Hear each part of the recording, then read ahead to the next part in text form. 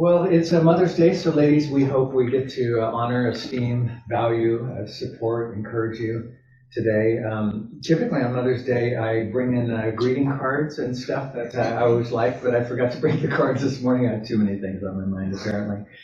And the donut line was long this morning. Someone took our idea, apparently, so that was fun. But I did get a couple cards. One of them was from, just a small kid. Mom, we're going to get you a really nice gift for Mother's Day. Then you open it up, but then we remembered you already have us. So. It sounds like a little kid. This one's from a teenager, though. They're always a little more sassy, right? Mom, I wish I could be just like you. Then you open it up. And then we'll see how you like it. Happy Mother's Day. Another one says, Mom, I went shopping with some of my friends and they're all buying really nice things for their mom. I like perfume and jewelry and scarves, and I had just picked out this really nice necklace too, and I remembered something you said. Just because everyone else is doing it doesn't mean you have to do it. Enjoy your card. Oh, goodness sakes. Mom, I can't imagine what life would be like without you. Then you open it up.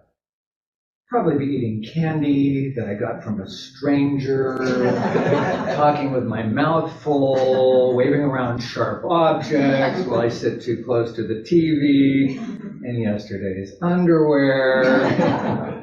Happy Mother's Day. One more. Things I learned from Mom. One, we don't live in a barn. 2, life's not fair.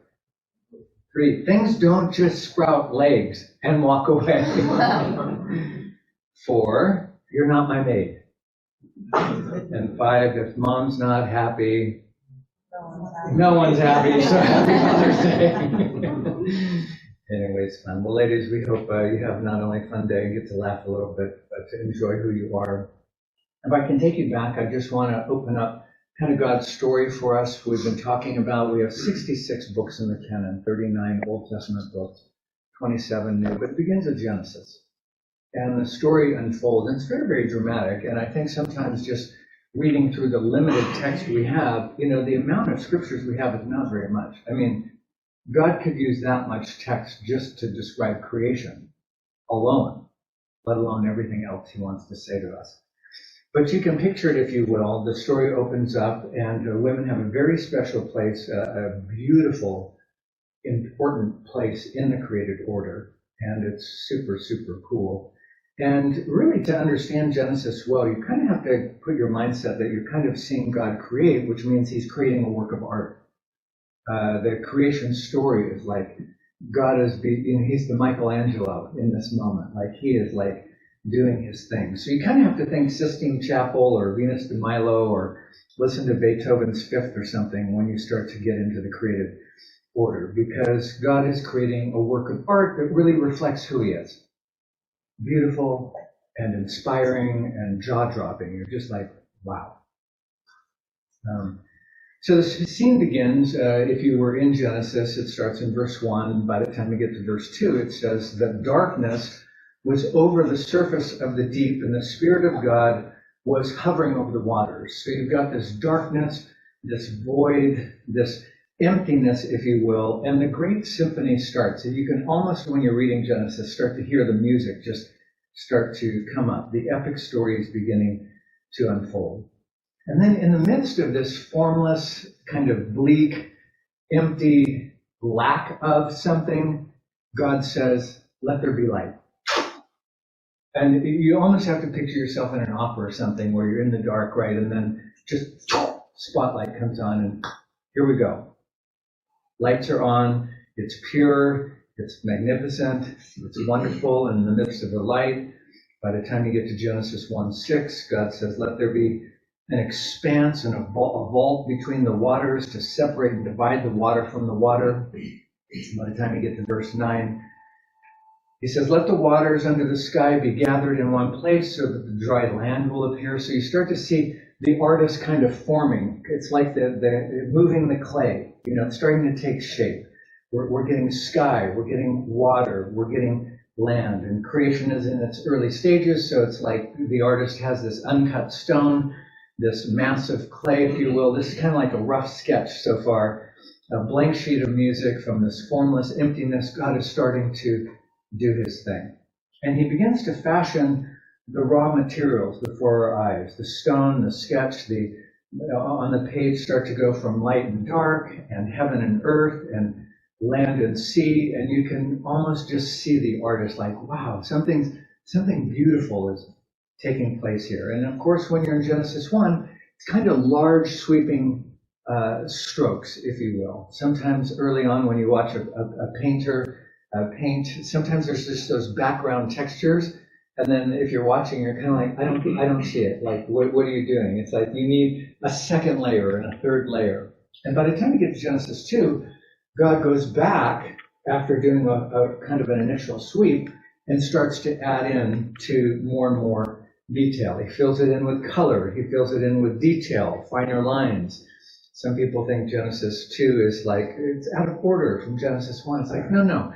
Genesis 1 was like the first run. Now he's doing it all over again. Now the second time with exquisite detail. He says in verse 11, let the land produce vegetation, grass, seed-bearing plants, and the trees on the land started to bear fruit. You start to see the details. Let there be lights in the expanse of the sky.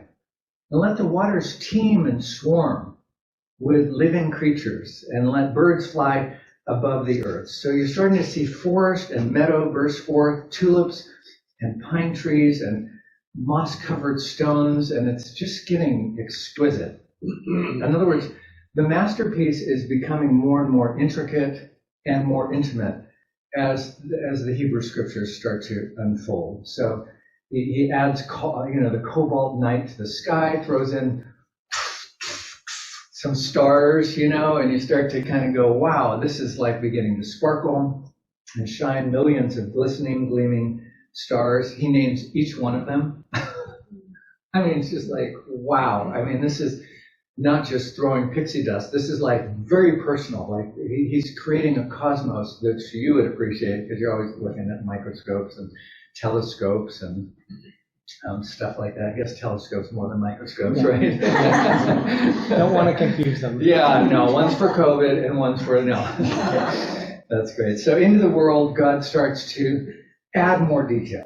And, then he starts to add the birds, the flying things. And they start to, just show up. Flamingos and falcons and hawks and herons and hummingbirds, parrots, pigeons, pelicans, peacocks. I mean, there's a whole book just on that, right? That's a whole sermon in and of itself. Owls and eagles and doves. And then, of course, creatures in the sea begin to leap forth. Seals and rays and whales and dolphins and all kinds of fish.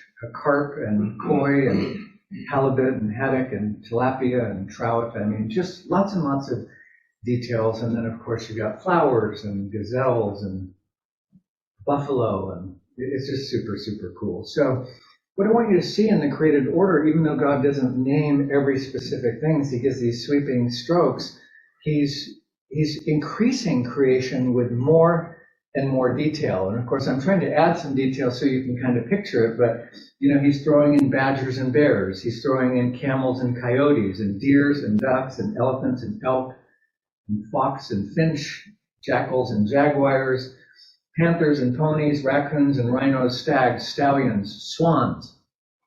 I mean, you just have to, he's just going to town. Happy Mother's Day. Good to have you.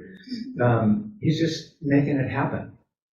And when you're in the creative order, I just want you to be able to fill that out in your mind and just enjoy that.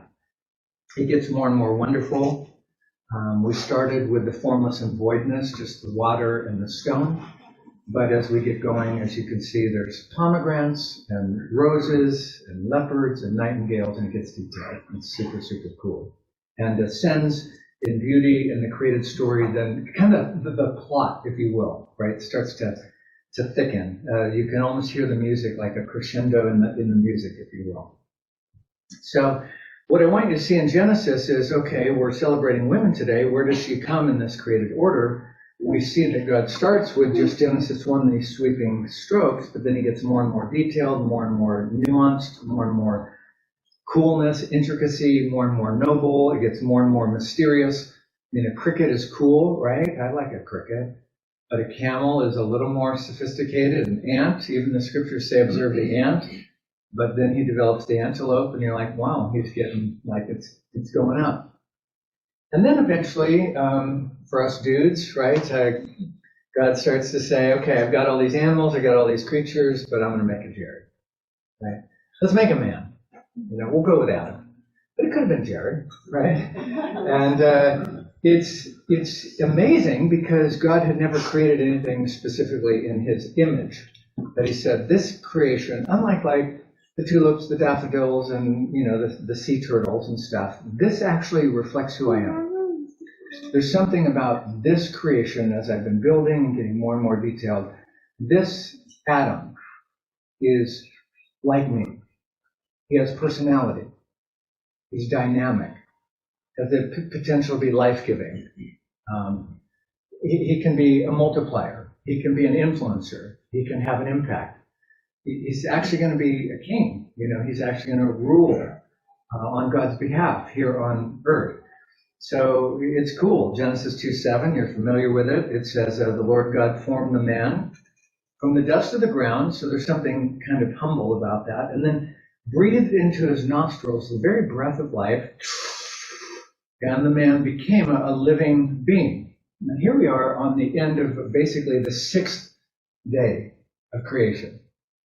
So this is it's getting big. We're starting to crescendo. We're way down in the created story. The triumph of God's work is okay, this could be it. There's nothing in creation that even comes close to Adam. And nothing compares with him. It's this has got to be the last. This is when you go to a concert and it's this has got to be the last song. Right? And sometimes it is, and everyone claps and the singer goes off the stage, but then he comes back, right, for an encore. It's because God says, I've created Adam, I've created Bernard, but not good. Dude, not good. So sorry, didn't want to point you out. But it's not good for Bernard, it's not good for Dave, it's not good for any of us men to be alone. But I'm not alone. I'm with the artist. I'm part of the great epic drama. I'm in the story. This is the best you've got. We've seen everything you've created. I'm not alone. But God says you're alone in a way that you're apparently not aware of. A lot of guys, they don't get it right away. So as you know, God gives Adam a little exercise to do, and that is to name all the animals. And so God brings the animals to Adam, and then he begins to name them.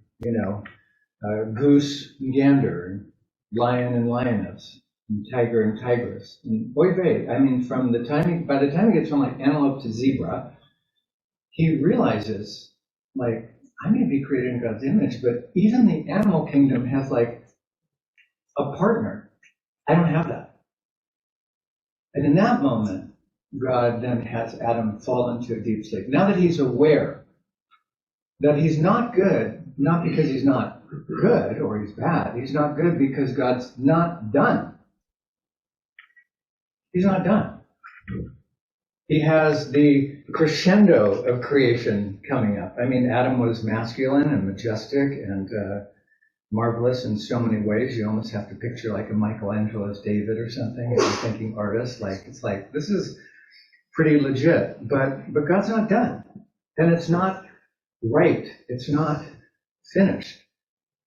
It's not good for man to be alone.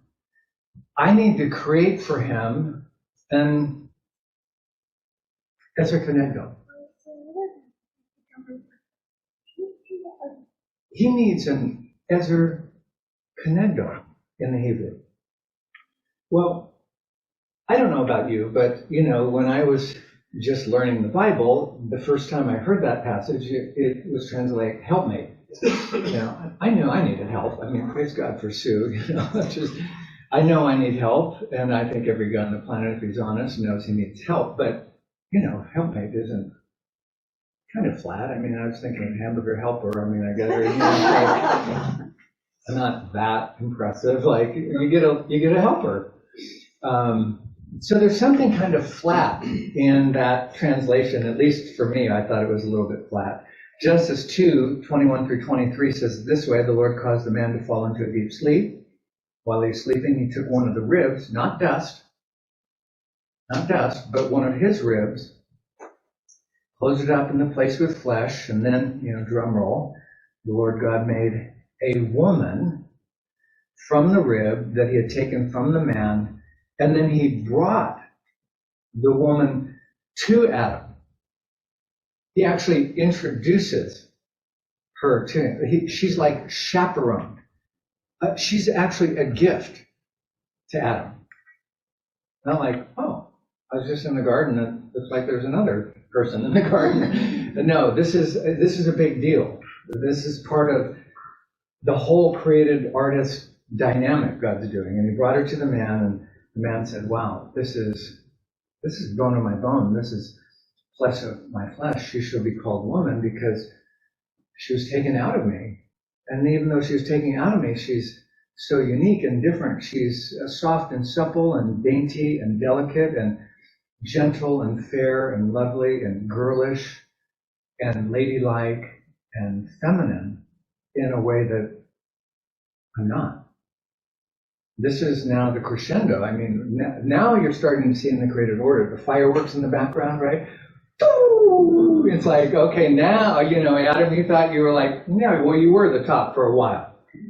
But I wasn't done. So this is the finale. This is the master's finishing touch on creation. And, you've probably heard me say that women, you are the crown of creation, but you are. I mean, that's just how God did it. You're the queen and the queens of the cosmos. You're not an afterthought. You're not an addition.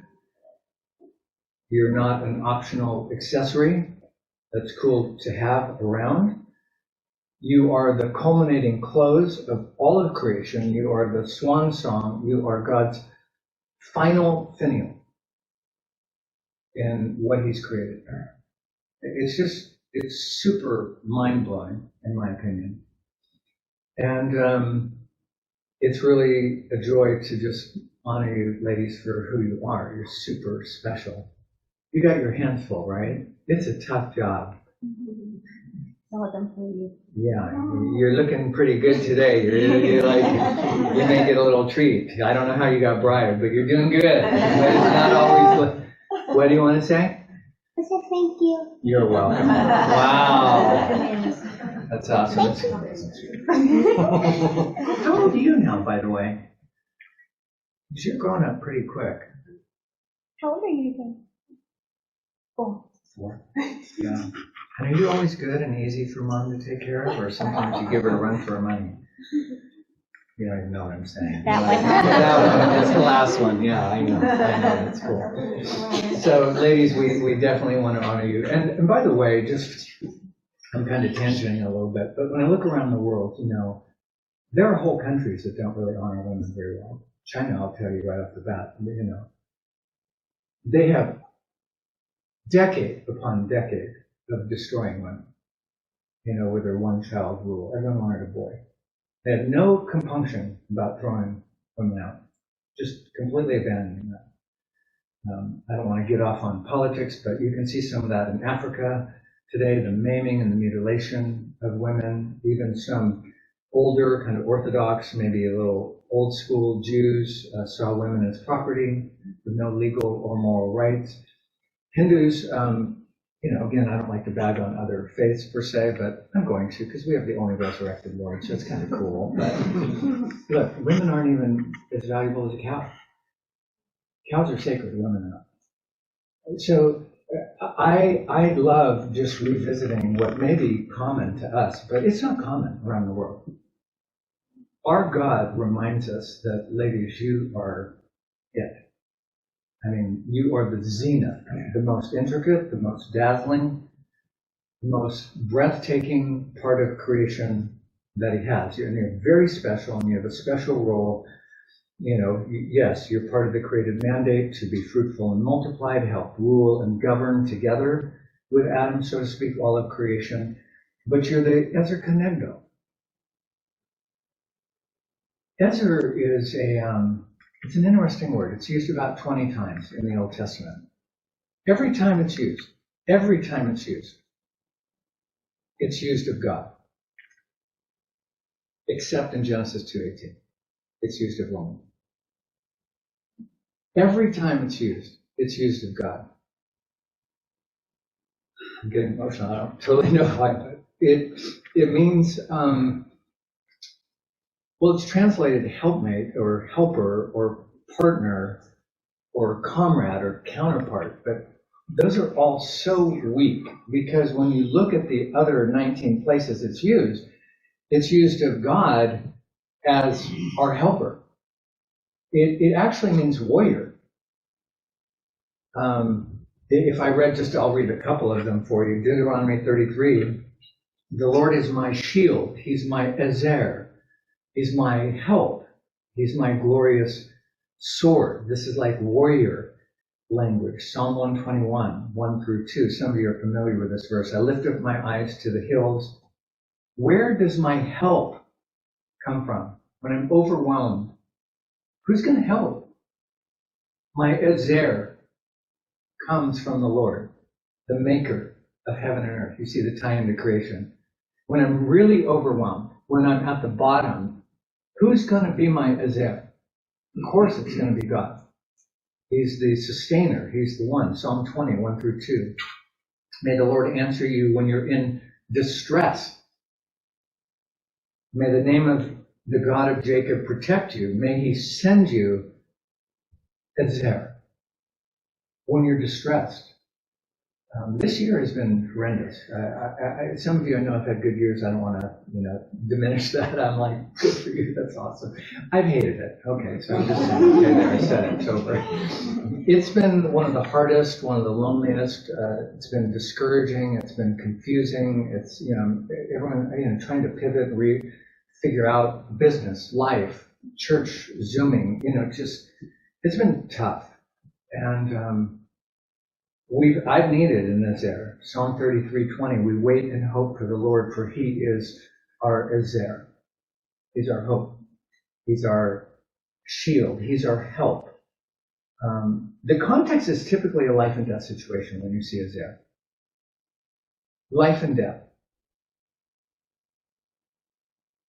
Our only hope is an ezer. And if you don't have it, you're basically dead. It's one of those movies, maybe a murder movie, right? You see the person come in the house and the music gets all ominous. It's like, okay, if they don't get help right now, it's over, right? It's like, this is a bad situation. They need a miracle. They need an ezer. And so here, for God to say, you need, Adam, someone to come through when you're distressed and desperate, when you're fighting the fight, because you are going to be in a fight, because Satan's going to show up in just a second, by the way, and try to take ezer out, and you. So you weren't created in a romantic battlefield. There is a very envious, deceitful, slanderous, evil presence, because Satan's already been kicked out of heaven and third of the angels. So we have a whole cosmic war going on while God's creating this beautiful masterpiece of which the woman is the crescendo. And that opposition is ready to take her out and him. We need warriors. One translation, which I think is super accurate, is lifesaver. Ezer means lifesaver. Saves lives. Kenegdo actually just means alongside or opposite to or the counterpart of. So to be an ezer kenegdo is to be a sustainer beside, or to be a lifesaver with, not just hamburger helper or just partner, or counterpart. I mean, A lot of guys just like their dog. It's like, no, that's not, no, dogs are cool. They can keep you company and stuff. They're not going to save you. Not like she could. And Adam and I, to identify with him, I need Sue. I need you, sweetie, because life it's not safe. We've been dropped into a very complicated, dangerous world, fallen world, broken. You can ask Joseph or Abraham if you need to go back. Moses, I can't wait to talk to Peter and John and Paul and the early church fathers and all the disciples who were martyred. It's tough. We need an Ezer, we need God, and a counterpart warrior, because life is risky and it's dangerous, and unless, of course, you're just sitting on a couch watching TV or something and you're not out there, then maybe you don't need an Ezer. But for the rest of us who are trying to make a living and trying to raise families and try to have an impact, trying to be salt and light, it's like, I need that. Because there are harmful hazards out there, and life can be perilous and treacherous and precarious at times. And Ezer Kenegdo makes a big difference. Ladies, you make a huge difference. One writer was saying that men, typically are saving the world. Maybe a little chauvinist, because I know women do that too, but women save the man. And I see that in my own life. Like, I like to get out there, and try to make a difference, but apart from my wife and God, it's like, I could blow my life up, I could do crazy stuff, and have. I super, super need you, sweetie, and I'm super grateful that God has given us not only lovers on the planet, but lifesavers, sustainers, helpers, counterparts, partners, co-regents, co-heirs, but not even just co-heirs, because we could have both been created at the same time, and just like, but God wanted men and Adam to know that oneness is not going to work. Life is about two-ness. And that's why he brought the animals to him in twos. And that's why he was trying to model that it's you and God, like you need a two. And that's why your manhood is not going to work unless you have a woman. And, I need Sue desperately for that. And to be honest, there's times I hate that. I don't want to need God. I don't want to need her. I don't want to be dependent. I want to be radically autonomous. That's kind of the heart of my sinfulness, is like, I just want to do it myself. I don't want to have to depend on anyone. I don't want to have to negotiate. I don't want to have to talk through it. I just want to, but that's not how life works. That's how destruction works. Wide is the way that a lot of people are going to choose that. The narrow and the hard way is like, well, how are you going to do it with someone else that you don't control? They have to stay humble. That you're going to have to work it out. All of us can be super broken. I was reading an article that was written. It talked about Eve falling and Adam falling, but it says, yes, Eve was deceived. I mean, she's super lifesaver, sustainer, but she was deceived. And rather easily, my friend, Jan Mayers points out in her book, The Allure of Hope, Eve was convinced that God was withholding something from her. Not even the extravagance of Eden could convince her that God's heart is good. And when Eve was deceived, the artistry of being a woman took a fateful dive into a barren place of control and loneliness. Now every daughter of Eve wants to control her surroundings, her relationships, her God. No longer is she vulnerable. Now she's kind of grasping. No longer does she want simply to share in the adventure. Now she wants to control the adventure.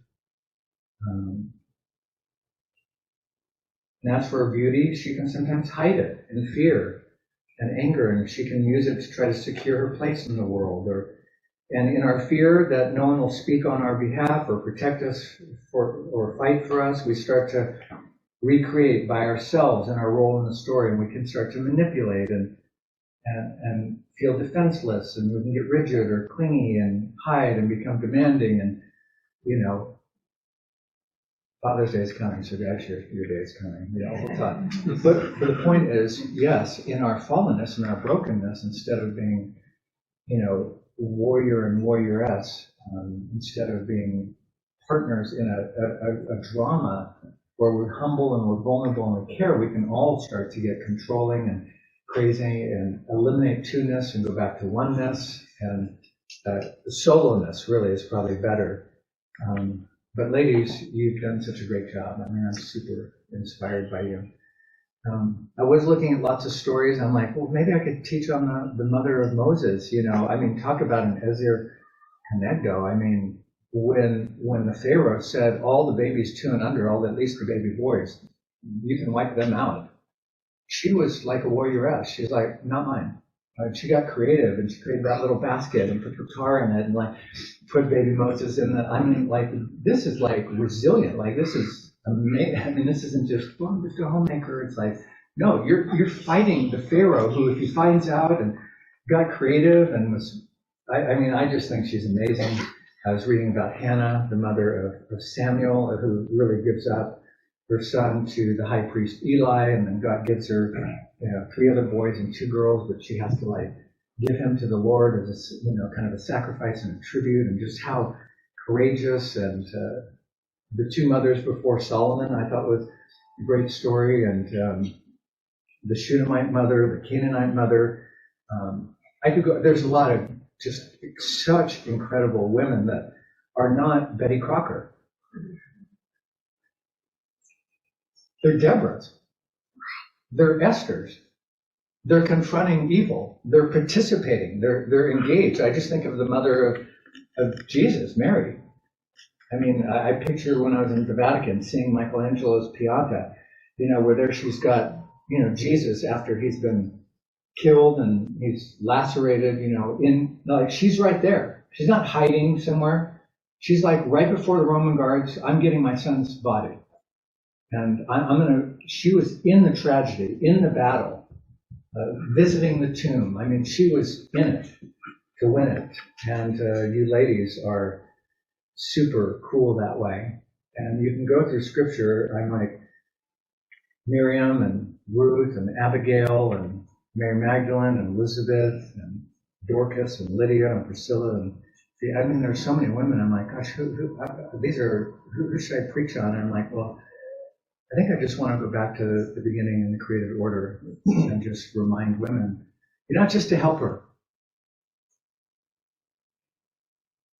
You're an Ezer. You're strong. You're a warrior. You're an Ezer Kenegdo. You're a lifesaver, a sustainer next to a man who desperately needs you. And you don't even have to be married. This is about co-partnering in life. We just need women, period, to help us govern the world, nations, our communities, and our families. And yes, I think men do tend to lean more towards, they're probably known more for strength in some ways, and women more towards beauty in some ways, and guys a little more about truth, and women maybe a little more about grace, and guys a little bit more about the head sometimes, and women maybe a little more on the heart and stuff. But look, you're the crown, you're the crescendo, however you want to splice it and however we want to honor the differences. The bottom line is you really take the cake. I mean, you're the one when the fireworks go off. This week in my own personal quiet time, I was reading about men who kind of have a strength always in motion. Thought that was interesting because I can be a little manic, and that's not, you knew that, right? I can be a little manic and crazy and busy and chill all the time and get nutso. But I was reading that women can be a beauty at rest. Yes, women, there's Martha's, where you can get busy and caught up in all the stuff, there's no doubt. But women often are more, when I think of creation, the garden, the meadow, the quiet beach.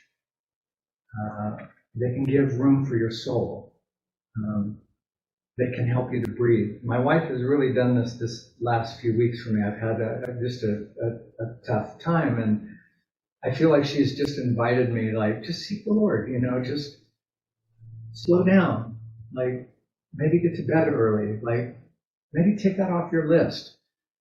inviting me to be less frantic and frenetic. And there's something so beautiful about a woman who just is connected to God and comfortable with herself. Belinda, you're just like that. When I'm with you, I don't feel a need to perform. I don't have to be on. All of you. I mean, in the journey, Beth, you give us the freedom to say, you don't have to strive for approval here. Like you may have to do that out there, but you don't have to pine here. We're the family of faith. We love each other. We care. And I'm a woman, and you don't have to put on your false self. And, sometimes I want to pull it all together. And it's like, you don't have to pretend. You can struggle and you can be real. And you can get comfort, and it's cool. Well, I only have about 42 more pages of notes, but I had fun this week just trying to study and prepare. Let me close, though. I guess today my point is just I wanted to take you back to creation. I wanted you to see that the world starts kind of dark and formless and void, and God then starts to go to work. Skies and water and land, and then he gets detailed and throw in a few bushes and a liquid amber, and let's throw in some daffodils and some daisies and some lilies on the hillside. And he starts to get more and more beautiful, and then he says, I'm going to create something different I've never done. I'm going to create Adam, someone in my own image. Like, that's awesome, But he wasn't done. He's like, no, stop. I'm a worker. I feel fine here. I've got a lot to do. It's like, no. You need to pause a second. I'm going to give you a little task. You're going to have to name the animals. You're going to have to start to see, like, life is about twos. It's a dyad. It's a dialogue, not a monologue. Oh, okay. And he hasn't fallen to a deep sleep, and then creates Eve. And you can see in the created order, wow, it's getting more and more sophisticated, more and more intricate, more and more beautiful, more and more, can I say it, mysterious and wonderful. And lovely, and Eve comes on the scene, and he says, it's not good for you to be alone. You don't just need a dog. You don't really just need a helper, someone, an assistant. No, you need a Nazaire. Life's dangerous, super hard. You're going to need someone with resilience and fiber. You're going to need kind of an equal warrioress, someone who can do battle with you. Sometimes we turn that on each other, and then you need to apologize, go to humble, and all that. You can do that 1,000 times.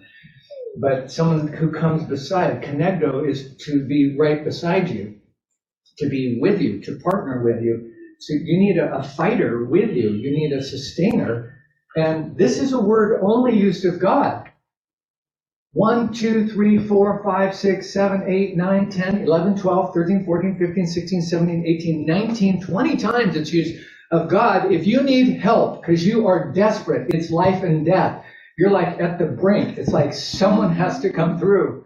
You need an Nazaire. And God is that Nazaire for you. And he says, but for you men, yeah, you have me, but I'm going to give you another Nazaire